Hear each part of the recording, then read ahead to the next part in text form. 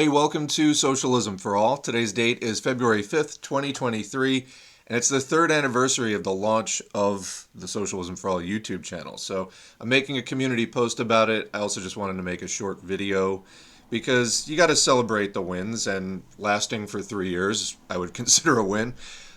We are at about 12,500 YouTube subscribers, 8,000 Twitter followers, 1,000 Twitch followers, and 140 patrons on Patreon.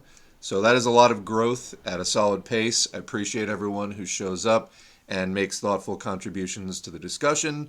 You help to make this channel what it is, and you have contributed to my education as well. I don't do every suggested reading, but sometimes there is a reading somebody suggests and it catches my interest. We do that and come across a lot of interesting stuff that way. I appreciate it. So as we continue on into the fourth year of S4A YouTube, I'll be continuing to plan content to accommodate where I'm at, what I'm interested in, what I want to learn next, also where you're at and where the national and world situations are at, following teachable moments and things like that in the discourse and history that come up. So remember, I think this is really important. The point of studying Marxist theory and history is not to revel in nostalgia for the past. It is to find solutions to present day and, of course, future political problems. The present is constantly turning into the future. And history is always moving forward, whether or not we are consciously participating in it. And it's really much better in terms of advancing your own interests to keep up with history and to understand what's happening the best that you possibly can and position yourself for today and then tomorrow and situations coming up down the line. This is again why we study theory, is so that we can act as a class-conscious, historically aware force and, end capitalism. That's kind of the major task before us now. So one thing that I can see changing on the channel in the near term, and I know some people will be disappointed at this, I think you'll probably understand my reasoning, and I think the overall results will be okay in the end, is the live streams. I started doing them about a year ago, and honestly, they're really burning me out, more than I can kind of keep pace with. So I will continue to do them, but I really need to space them out a bit more. Maybe to every other week, every third week, depending on the situation. I don't really know yet. I announced this a few weeks ago, and then I kind of tried to keep doing a weekly stream anyway. It's still just kind of building up on me. So I've done 81 of those now, and I have to say, confident in the format. I've gotten used to plotting out the course of a multi-hour program. I really enjoy the chat. There are, a couple dozen regulars who show up in the chats pretty much every single time, making thoughtful, intelligent comments. I really appreciate our discussion. I think it's taken the channel to another level, so I really appreciate you all there, and I will look forward to continuing the streams, just not quite as many as we've been doing. I think that format can be really good for packing a lot of topics into one sitting. It can also be really intense, especially just in the real-time format, taking questions. It's just can be kind of overwhelming to try to process all that, especially, once or twice a week, as I've been doing for a number of months now. The main problem is that with all that intensity, I'm finding that after all the streaming, I often don't have the energy left over to do the readings. And there are still many, many readings still on the list.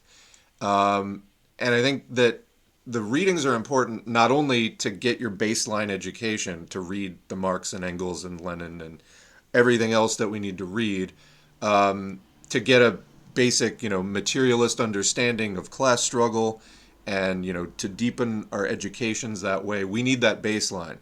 But they're also uplifting, especially reading pieces from revolutionaries who participated in successful struggle. This can be crucially uplifting in a way that can offset the often soul-crushing bad news of the current events happening several decades deep into neoliberalism and a rising global fascist far-right convergence as capitalism goes deeper and deeper into crisis, and it tightens the belt, as they say, goes into more austerity. and starts now. It's looking like heading into severe crisis, which it can only remedy with war, which will be a terrible situation that will kill many. I don't even know what kind of number at this point, but many working people. So we need to do the readings, and I just oftentimes do not have the energy left over. I think that we could do more content if I did a few fewer streams and some more offline stuff. So that's a balance that I'm going to need to tinker with and work on. We'll figure it out in the coming months, but that is one thing I can see coming. So anyway, all of that said, this channel really started out with my wanting to do some reading and to vent some political thoughts 3 years ago. And it's great to see the channel growing and being helpful to so many other people along the way. And I hear from you all constantly. And, thank you for your messages of thanks. We're in this together. I'm a student of this, like you're a student of this. And yeah, thanks for your support. Follow the channel wherever you haven't already. We're on Twitter, Mastodon now, SoundCloud. We're posting all over. You can find those links at the top of the YouTube page, at the lower right corner of the top banner, above the videos, but the lower right corner of the banner. Keep spreading the word, and of course keep organizing, because capitalism isn't going away on its own. Get to know your local left, network with people, whether it's in unions, political parties, other community organizations, whatever it is. Find your left, get to know them. If you're really isolated out in a rural place, which a lot of the U.S. is, there's still probably things you can join at a statewide level and maybe attend meetings virtually, things like that. But do look around, find your left. There may be other people in your area that you don't know about, but that an organization can put you in touch with. I really encourage that, because the struggle ultimately is fought in the real world. We can agitate and educate each other and ourselves online. That's perfectly valid. Although some of that education is going to happen in real world struggle, and that's a crucial balancing piece. You can raise your class consciousness from doing readings and things like that and having discussions, and that's great. What's really going to sharpen it is when you get out there and you struggle for a workplace union, or you struggle for a statewide ballot measure to do whatever it is, improve conditions for short-term reforms on the road to revolution. All of that, actually getting out there in the struggle and coming up against our class enemies and seeing how they fight back and how they push back, that sharpens the class consciousness, and it puts the historical and theoretical readings into context in your personal life. So both are important. Do the readings, but also get out in the struggle. So keep organizing. This is really, really vital. 2023 is looking like it's not going to be the greatest year. I have a COVID video coming up that Biden is announcing that in May they're going to end the pandemic will legally be over in May. As we know, that is just a few months away, and really nothing has changed.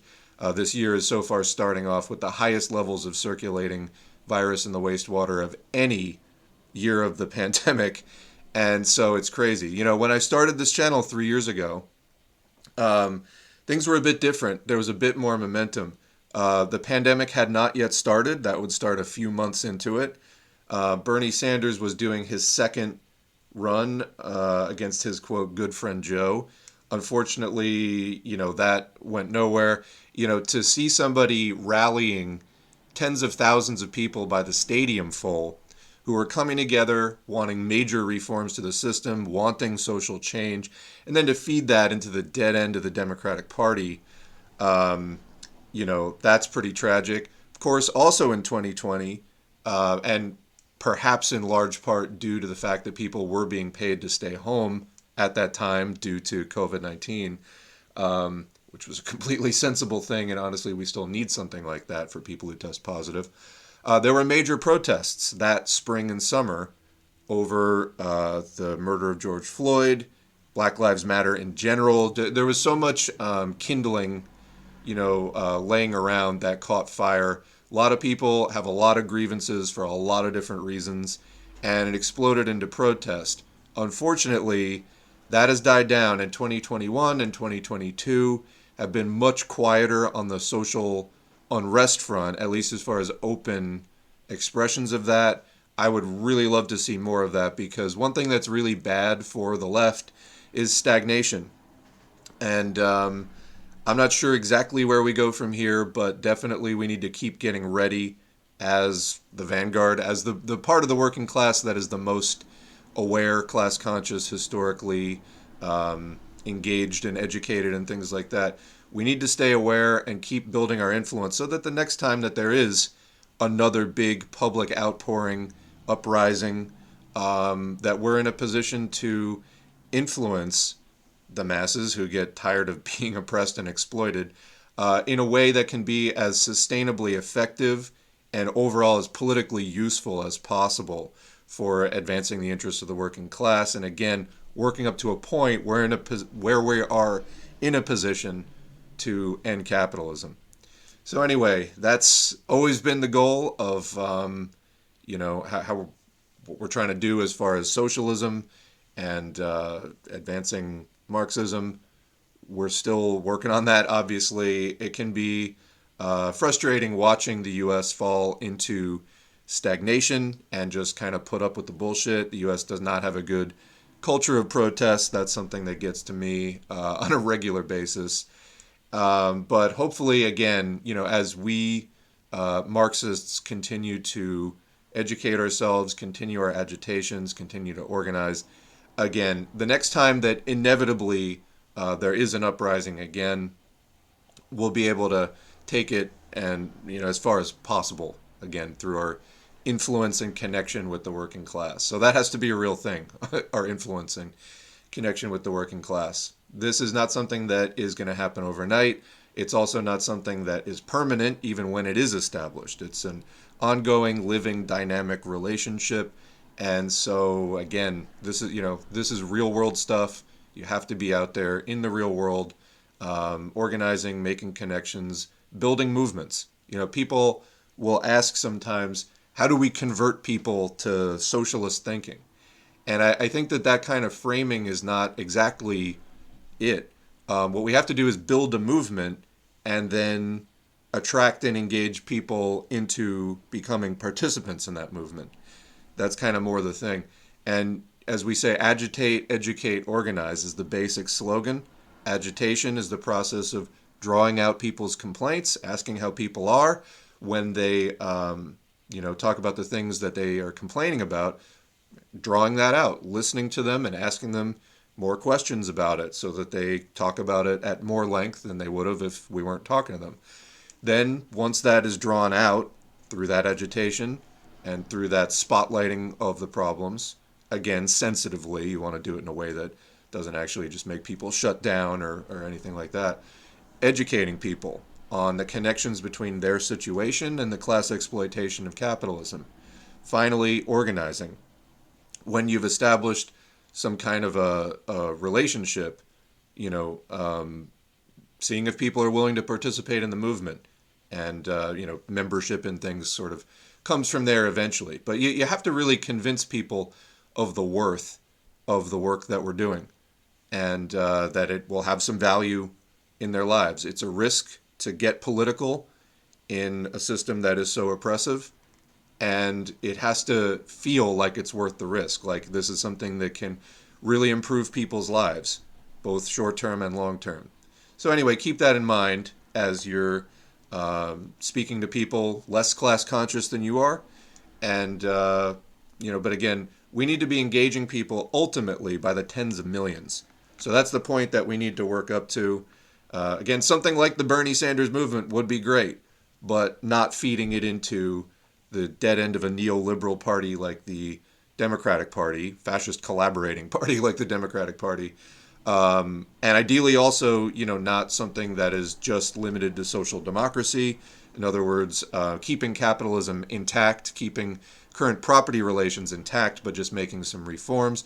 Reforms are fine, but you can't limit yourself to mere reforms. Reforms on the road to ending capitalism, not just trying to make a more humane capitalism. That's social democracy, and we want to go beyond that. to something that actually terminates this and ushers in a new system of property relations. All right, we will leave it there. Thanks again for all the support, and we'll keep going in whatever way seems most sustainable and best suited to the situation. Otherwise, again, like I said, COVID update coming, more audiobooks coming, and more live streams coming too, but probably a bit fewer of them than we saw in 2022. I really appreciate the support. Can't state that enough. So I'll just have to let you take my word for that. Take my word on that for now. But yeah, we'll see you in the next video, and thanks to the patrons whose names are going on the screen now.